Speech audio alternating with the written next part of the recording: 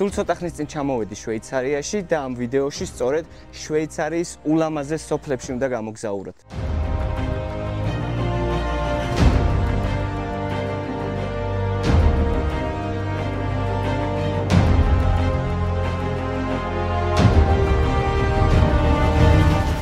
გამოვედით მეგობრებო სასეირნოდ. დღეს ძალიან ბევრი რაღაც ნახვას არ ვაპირებთ, იმიტომ რომ ძალიან დაღლილები ვართ. 24 საათი მაინც გზაში ვიყავით და მოვედით თუნის ტბასთან. ჩემს უკან არის უკვე ციხესიმაგრე, რომელიც ძალიან ლამაზია. ახლა რეკონსტრუქცია უტარდება, მაგრამ მაინც ლამაზია. დღევანდელი დღე არ იქნება, როგორც უკვე ვთქვი, ძალიან დატვირთული. ცოტას კიდე გავისეირნებთ, მე უკვე სასტუმროში მივალთ, დავისვენებთ და მოვიმზადებით ხვალინდელი დღისთვის. ხვალიდან იწყება უკვე ძალიან საინტერესო ამბები. უნდა მოვინახულოთ რამდენიმე ულამაზესი სოფელი ალპებში და მე მგონია რომ საინტერესო უნდა გამოგვივიდეს. ასე რომ ნახოთ, მოლოდინები არის დიდი და იმედია გამოვართვება.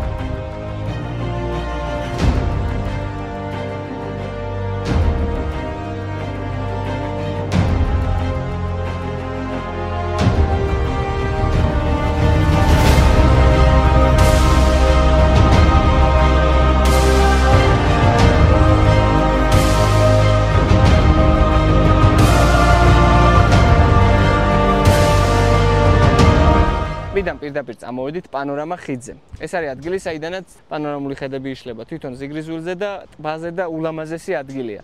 ვინც აქ მოდის, აქ ჩამოდის, ყოველ შემთხვევაში ეს ადგილი აუცილებლად უნდა ნახოს და ჩვენც აქ ვართ და მე მგონი ღირდა. წავედით, ახლა გავიაროთ ერთად. 340 მეტრიანი ხიდი, რომელიც ჰაერში 180 მეტრის სიმაღლეზე არის გამოკიდული, მსოფლიოში ერთ-ერთი ყველაზე გრძელი საფეხმავლო ხიდია, საიდანაც ულამაზესი პანორამული ხედები იშლება და მისი მონახულება განურჩევლად ასაკისა თუ შესაძლებლობებისა ყველას შეუძლია. სწორედ აღნიშნული ხიდი იყო ბოლო ადგილი, რომელიც შვეიცარიაში ჩაფრენის დღეს მოვინახულე, რასაც ნამდვილად არ ვნანობ. გათენდა მეგობრებო, ახლა არის დილის 9-ის ნახევარი და მივდივართ ქანდერს თაღში. ეს არის ულამაზესი სოფელი, სადაც არის ძალიან ლამაზი ტბა. ამ ტბას ვნახავთ, შემდეგ უკვე იქაურობას კარგად დავათვალიერებთ და მერე საღამოს გვიან დავბრუნდებით უკან. სასტუმრო არის აქ ვიქნებით მთელი 5 დღე, დილაობით წავალთ ხოლმე და საღამოს უკვე გვიან დავბრუნდებით. ასე უფრო კომფორტულიც იყო და ბიუჯეტურიც, რა, იმიტომ რომ რამდენიმე სასტუმრო რო დაგვეჯავშნა, უფრო მეტი თანხის გადახდა გვიწევდა. ასე რომ ზიგრისვილი იქნება ჩვენი მუდმივი სამყოფელი და აქეთ-იქით ვიხეტიალებთ რა. აქვე მინდა გითხრათ ერთი ძალიან მაგარი სიახლე. შვეიცარიის ვიდეოს მხარდამჭერი არის Weistlesi, რისთვისაც დიდი მადლობა მათ და ამ ყველაფერზე ცოტა მოგვიანებით მოგიყვებით. წავედით ახლა. სასტუმროდან პირდაპირ მატარებლის სადგურზე წავედი, საიდანაც რამდენიმე წუთში უკვე დანიშნულების ადგილას ვიყავი მისული. ჩამოვედით აი ამ ულამაზეს სოფელში, მართლა როგორი ადგილია, იცით რომ ყველაფრის გადაღება გინდა, ყველგან გახედვა გინდა და რა ვიცი, ან ძალიან ლამაზია აქაურობა. ახლა უნდა გავუყვეთ აი ამ ბილიქს და ზემოთ ავდივართ, როგორც უკვე გითხარით, ტბის სანახავად და იმედი გვაქვს, რომ ისეთი ლამაზი დაგხვდება, როგორც წარმომიდგენია და როგორც ფოტოებში მაქვს ნანახი, ასე რომ წავედით ახლა ზევითკენ.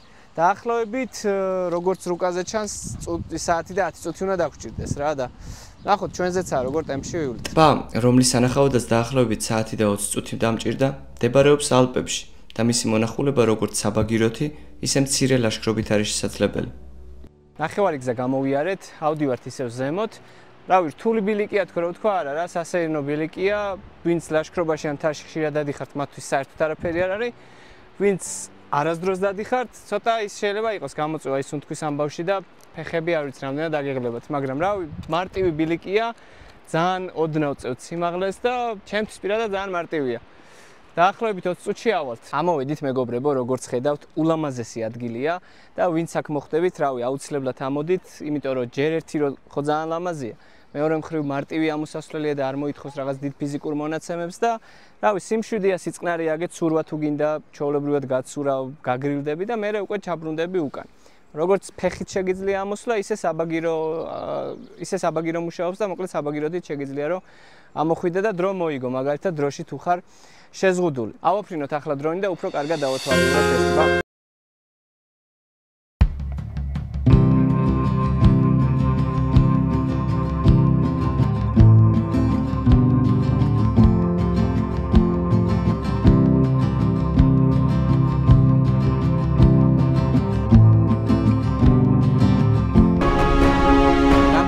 აქ ვარ და მინდა რომ ორი სიტყვით შევაჯამო აქაურობა რა. ერთი რომ ძალიან სიმშვიდეა, ძალიან ბედნიერია ყველა, თითქოს აი რავი ყოველდღე რო გამოდიხარ და რო აკვირდები ადამიანებს, მოხუცებს, ჩვეულებრივ ავიც ბავშვებს თუ ახალგაზრდებს, ყველა იღიმის, ყველა ბედნიერია, ყველა გესალმება, ყველა მოგიკითხავს, როგორ ხარ და ასე შემდეგ. და რავი რო დადიხარ ქუჩაში ან ნებისმიერ ადგილას, გრძნობ რომ ტურისტების მიმართ ყველა კარგადაა განწყობილი და ეგ ძალიან დადებითია. მეორე მხრივ სისუფთავე, აი ამდენი დღეა დავდივარ აქ, ამდენი ხანია, რა ვიცი, აი ლაშქრობა გინდა თუ ქალაქების თუ სოფლის დათვალიერება. მე პირადად, ჩემი კონკრეტული გამოცდილებით, არსად არ შემხვედრია ნაგავი, რომ აი თქვა, რომ კაი რა, ეს რა უბედურება, ის კი არა, აი სანაგვე ურნებთან რომ მიხვალ, ძალიან ლამაზად ჩაწყობილ პარკებში მოთავსებულია ეს ნაგავი და ანუ ისე კი არა, რომ ჩაყრის ვიღაც, არა, პირიქით, ძალიან მოუფრთხილდება გარემოს და აქვე მე მგონი ძალიან კარგი იქნება, რომ ჩემი და Waze-ს ურთიერთობაზეც მოგიყვეთ. პირველ რიგში ძალიან დიდი მადლობა მათ მხარდაჭერისთვის და იმისთვის, რომ შვეიცარიის მოგზაურობაში გვერდში დამიდგნენ და მეორეს მხრივ მართლა ვფიქრობ, რომ მათი არსებობა ძალიან მნიშვნელოვანია, რომ თუნდაც მივაღწიოთ იმ დონეს, რომელიც დონეც ხდება ევროპის ძალიან ბევრ ქვეყანაში და ძალიან ბევრ ქალაქში, ხო? და უნდა გავაანალიზოთ რაღაცნაირად, რომ ნარჩენი არ ნიშნავს ნაგავს და რომ ნარჩენების გადამუშავებით ძალიან ბევრი სასიკეთო რაღაცის მიღწევა არის შესაძლებელი. რატომაც არა. მაგრამ რაღაცნაირად ვფიქრობთ, რომ ყველაფერი რაც ჩვენ სახლშია ნაგავია. არა და ასე არ არის. ამიტომ Waze-ს აკეთებს ძალიან კარგ საქმეს, სრუნავს ნარჩენების გადამუშავებაზე და რა ვიცი, ეს კაი რამეა. კიდევ ერთხელ მადლობა იმისთვის, რომ გვერდში დამიდგა ეს მართლა ძალიან საჭირო და კარგი კომპანია. ტბიდან შებინდებისას ჩამოვედით და მეორე დღისთვის დავიწყეთ უკვე მომზადება. გათენდა მეგობრებო კიდევ ერთი დილა შვეიცარიაში და ჩემი დაკუჭული მაიკით მოგესალმებით, იმიტომ რომ ერთი უთო ვერ ვიშოვე მთელ სასტუმროში და გეგონებოდ ძროხამ დამივეჭა. მაგრამ კაი, მოკლედ, დღეს გვაქვს ძალიან მაგარი დღე, იმიტომ რომ მივდივართ ულამაზე სოფელში, ლაუთერბრუნენში წავალთ. ეს არის ყველაზე გამორჩეული სოფელი მგონი ამ ალპებში და დიდი იმედი მაქვს, რომ ზუსტად ისეთი იქნება, როგორც სმენია. ასე რომ ახლა ჩავიცვამთ, ნუ ჩაცმულები ვართ, მაგრამ ცოტა მოუწესრიგდებით და წავალთ პირდაპირ სოფლისკენ მატარებლით. ჩამოვედით მეგობრებო, ლაუთერბრუნენში ვართ უკვე. 25 წუთი დაგვჭირდა დაახლოებით ინტერლაკენიდან აქ ჩამოსასვლელად და მოკლედ დღეს ვიწყებთ აქაურობის დათვალიერებას. ლაუთერბრუნენი შვეიცარიის ალპებში მდებარე სოფლებიდან ალბათ ყველაზე გამორჩეულია. სოფელს, რომელშიც უმცირე 70-ზე მეტი ჩანჩქერი მდებარეობს, ყოველწლიურად უამრავი ტურისტი სტუმრობს, რაც მისი სილამაზიდან და მეტად განსხვავებულობიდან გამომდინარე, სულაც არ არის გასაკვირი. სოფელი უამრავ სალაშქრო მარშრუტსა და აქტივობას სთავაზობს მსოფლიოს სხვადასხვა წერტილიდან ჩამოხეტიალებულ მოგზაურებს. პირველი გაჩერება, რა თქმა უნდა, გვაქვს ჩანჩქერთან, რომელიც ლაუთერბრუნენის მშვენებაა, ულამაზესია. სიმაღლეში არის 297 მეტრი და ძალიან უხდება აქაურობა. გულწრფელად შემიძლია ვთქვა, რომ მსგავსი ქვეყანა მართლა არ მინახავს. ძალიან მაგარია. ეს არის ყველაზე ხშირად მონახულებადი ადგილი ამ სოფელში, იმიტომ რომ ულამაზესი ხედია, ერთი რომ ეკლესია ჩანს, მეორე მხრივ ჩანჩქერი ჩანს და ჩამოდის აქედან იღებს ხოლმე ფოტო ვიდეოს. ძალიან ლამაზი ადგილია და ყველაზე ცუდი რაც შეიძლება რომ აი აქ წაიკითხო ამ სოფელში არის ეს წარწერა, რომ არ შეიძლება დრონის გამოყენება, იმიტომ რომ ვერტფრენი დაფრინავს ხოლმე ძალიან დაბლაო და აკრძალულია მთლიანად აი ამ სოფელში. რაც მიკვირს და თან მიხარი არის, რომ როგორ შეიძლება ადგილი, სადაც უამრავი ტურისტია ყოველთვის თან, იყოს ასეთი მშვიდი. არ ვიცი რა ხდება. ერთია რომ თვით შეგნება, კულტურა და ასე შემდეგ, რაც ძალიან მაგარია, მაგრამ მეორე მხრივ აი მართლა ვერ ხვდები როგორ შეიძლება შეინარჩუნოს ამ ადგილმა და ზოგადად შვეიცარია მსგავსი რაღაცები. რომ სისუფთავე იყოს, სიმშვიდე იყოს და თან ყველაფერი ლამაზი იყოს და მოკლედ ერთადაა გაერთიანებული ეს ამბები. გასაკვირი არაა რომ შვეიცარიაში ყველაფერი კატასტროფულად ძვირიღირს, მით უმეტეს ალპებში და მათ შორის აჭმელიც და კვებაც. თუმცა თუ ჩემსავით ბიუჯეტურად მოგზაურობთ, შეგიძლიათ რომ 6 ევროდ 5 евро და რაღაც დამიჯდა მაგალითად აი ეს სენდვიჩი იყიდოთ, რომელიც სხვა შორის გემრიელია და ცივი ყავაც დალიოთ და მსგავსი მარკეტები არის ძალიან ბევრი. და რა ვიცი, თავისუფლად შეძლებთ რომ იკვებოთ და თან იმოგზაუროთ, ასე რომ სადაგეთი რთულიც არ არის რა. ნუ შეიძლება ყოველდღე ვერ შეხვიდეთ რესტორანში, მაგრამ ბიუჯეტურად ნამდვილად შეძლებთ რომ იარსებოთ და იკვებოთ და სიამოვნებაც მიიღოთ. ლაუთერბრუნენის დათვალიერების შემდეგ გეზის ტეხელბერგისკენ ავიღეთ, რომელიც შვეიცარიული სოფელია და ფოტოგენურობით, სიმშვიდითა თუ მოწესრიგებულობით არ ჩამოუვარდება ალპებში მდებარე არც ერთ სხვა სოფელსა თუ დასახლებას. ლაუთერბრუნენთან ახლოს არის კიდევ ერთი ძალიან საყვარელი სოფელი ტეხელბერგი. სახელებს იმედია სწორად ვამბობ, იმიტომ რომ ვერ გავიგე, ზოგი ისე მეუნება, ზოგი ასე, მაგრამ შეიძლება მეშლებოდეს. არა უშავს. აი ხა ესეთი ლამაზი ბილიკივით გზა მიდის, ანუ არც აღმართი, არც დაღმართი არაფერი, უბრალოდ მივდივართ და გონია რომ ძალიან ლამაზი იქნება იქიდაც. ასე რომ ის სოფელიც ვნახოთ ბარემ აქვართ.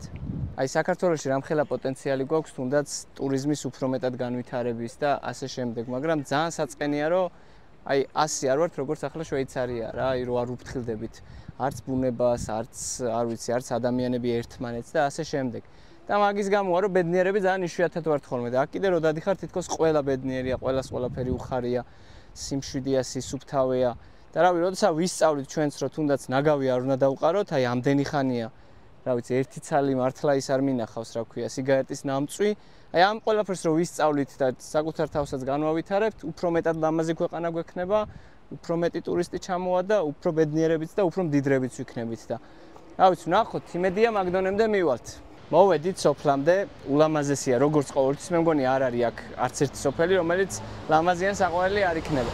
აქვე გვაქვს ჩანჩქერიც და ზოგადად ეს სოფელი და ეს რეგიონი და ეს მხარე არის გამორჩეული იმით, რომ უამრავი ჩანჩქერია და ძალიან ლამაზია ყველა. აქ მოსვლა შეგიძლიათ ტრანსპორტითაც, ჩვეულებრივ ავტობუსითაც, მაგრამ ჩვენ ვარჩიეთ რომ ფეხით მოსულიყავით, იმიტომ რომ ძალიან ლამაზი ბილიკი მოუყვება, რომელიც უკვე გაჩვენეთ წინა ვიდეოში.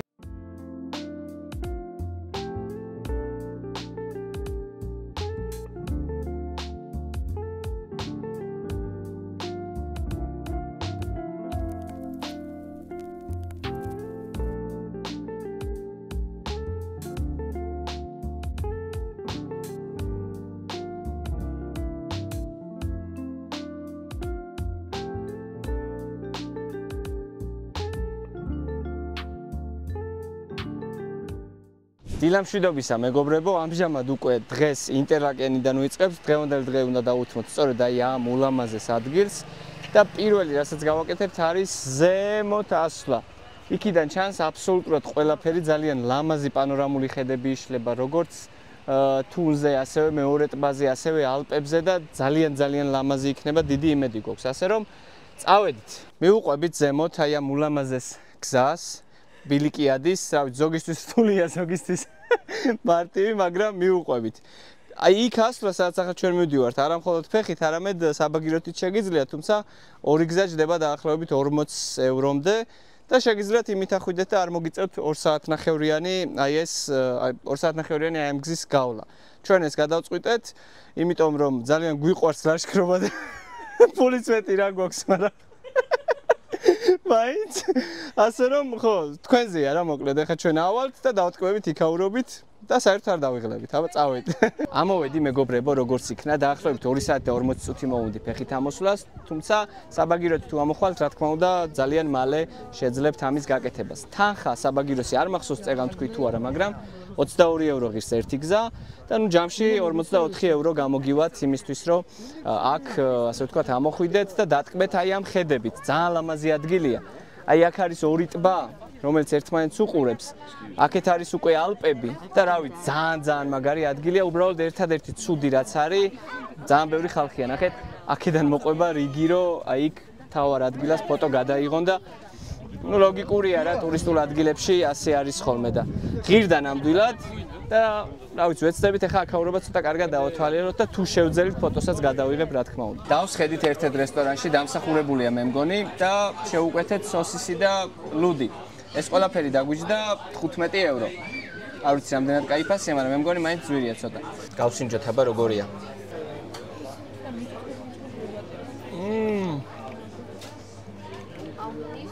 On dankaja.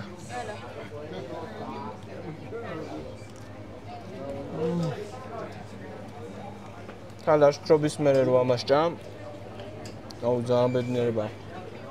მე ზოგადად ლუდის მსმელი არ ვარ.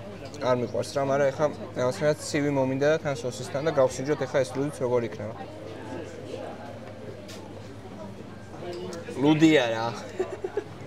ჰარდერქულმი, რომელსაც ხშირად უწოდებენ ინტერლაკენის მწვერვალს, არის ულამაზესი მთა, რომელიც მდებარეობს შვეიცარიის ბერნის ალპებში. თავის შესანიშნავი პანორამული ხედებით, მდიდარი ბუნებრივი სილამაზითა და შვეიცარიის კულტურისა და ისტორიის მომხიბლევი ნაზავით, ჰარდერქულმი გახდა პოპულარული ადგილი ტურისტებისთვის მთელი მსოფლიოდან. ზღვის დონიდან 1323 მეტრზე ამაღლებული ეს მთა დაუწყარ გამოცდილებას თავაზობს ავანტიურისტებს, ბუნების მოყვარულებს და მათ, ვინც ეძებს მშვიდ გასაქცევ საშუალებას შვეიცარიის გულში.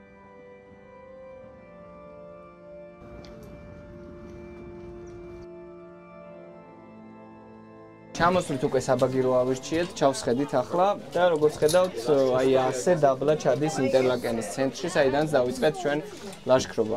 და გვინდოდა რომ ესეც გამოგვეცადა და ვნახოთ როგორი იქნება. ინტერლაკენის ცენტრში შესასვლელად სულ რაღაც 8 წუთი დაგჭირდა მაშინ, როდესაც ფეხით 2 საათი და 40 წუთი მოვანდომეთ. უკვე შეპინდებული იყო, როდესაც სასტუმროში დავბრუნდით და მეორე დღისთვის დავიწყეთ მზადება. კიდევ ერთი დილა გათენდა შვეიცარიაში და დღევანდელ დღეს ვიწყებთ ინტერლაკენის მატარებლის სადგურიდან. დღეს გვაქვს გეგმაში რომ ვნახოთ სოფელი გრინდელვალდი და სწორედ აქედან წავალთ ახლა იქ. აი ეს არის ჩვენი მატარებელი, რომელიც უკვე ჩამოდგა თუ არ ვცდები. აქ ჩავსხდებით და დაახლოებით 9 საათში უკვე ვართ სოფელში და იქ გვეგმავთ პატარა ლაშქრობას. შვეიცარიაში სატრანსპორტო სისტემა ძალიან მოწესრიგებულია. მარტივადაა შესაძლებელი ერთი სოფლიდან მეორე სოფელში გადაადგილება და შესაბამისად გრინდელვალდში ძალიან მალე, უმოკლეს დროში ჩავედი. მოვუყვებით ამ ულამაზეს ბილიქს. გზა ძალიან მარტივია, ჩვეულებრივი სამანქანო გზაა ჯერჯერობით, მაგრამ ზემოთ არ ვიცი რა იქნება. ულამაზესი გრინდელვალდი არის გადაშლილი, ძალიან ლამაზი სოფელია. და აი მართლა ვინც წამოხვალთ აქ, რა თქმა უნდა საბაგიროები აქ ყველგან არის, აი ახლა აქაც ხედავთ რომ ხალხი საბაგიროთი ამოდის და ჩადის, მაგრამ ჩემი რეკომენდაცია იქნება რომ ამოხვიდეთ ფეხით და ჩახვიდეთ ფეხით, იმიტომ რომ ულამაზესი ადგილები შეიძლება გამოტოვოთ საბაგიროთი. რა თქმა უნდა იქიდან ჩანს ყველაფერი, მაგრამ ნუ უკეთესია რომ გაჩერდე, ფოტო გადაიღო, დააკვირდე, დაისვენო და ასე შემდეგ. აი შეხედეთ რა ლამაზია. გადაშლილია მთლიანად ყველაფერი, ძალიან ლამაზი პანორამა იშლება და ხო, რავი, მე გირჩევთ ამას. აგერ არის უკვე ბორტი, პირველი გაჩერება, ასე ვთქვათ. აი აქ თუ საბაგიროთი გადაწყვეტთ ამოსვლას, აი ეგერ გაჩერდებით. და მე კიდე ზემოთ ადის ფერსტი ქვია იმ სადგურს. თუ მაგალითად ბიუჯეტურად გინდათ ცოტა გამოგივიდეთ, შეგიძლიათ ბორტამდე ამოხვიდეთ, მე გააგრძელოთ ფეხით. თუ ბიუჯეტი ხელს გიწყობთ, პირდაპირ შეგიძლიათ ფერსტში ახვიდეთ და აღარ მოგიწევთ ფეხით სიარული. მოკლედ ყველაფერი ეს თქვენზეა რა, მაგრამ ცოტა ძვირი ღირს, მე მგონი 32 ევრო ღირს თუ რაღაც თუ რავი, ეგრე მახსოვს მე მგონი რა, შეიძლება მეშლება. წავედით, ახლა გავაგრძელოთ სიარული. ზუსტად 4 საათი და 10 წუთია მოვდივართ და როგორც იქნა გამოჩნდა, მაგრამ არაფერიც არ ჩანს. ეხლა გადმოვიდა ნისლი, ანუ 4 საათია მოვდივართ და ეხლა უნდა ავიდეთ და უბრალოდ არაფერი არ უნდა ვნახოთ. მაგრამ ნუ რას ვიზავთ, მოლოდინი გქონდა, იმიტომ რომ ამინდი კომოდანაც ჩანდა, მაგრამ გავრისკეთ, მაგრამ აი ეხლაც სუცარიელი იყო და აი მოკლედ ავედით, ეხლა და როგორღაც მივახციოთ იქ და მე ალბათ გამოვიყენებთ იმ საბაგიროს და საბაგიროთი ჩავალთ, თორე რა ვიცი რა. წავედით. ამოვედით, როგორც იქნა და მინდა ულამაზესი ხედები გაჩვენოთ, რომელიც აი აქედან იშლება, ნახეთ? არ ვიცი. ულამაზესია ყველაფერი. აი ასეთი ლამაზი ხედები მე არ მინახავს.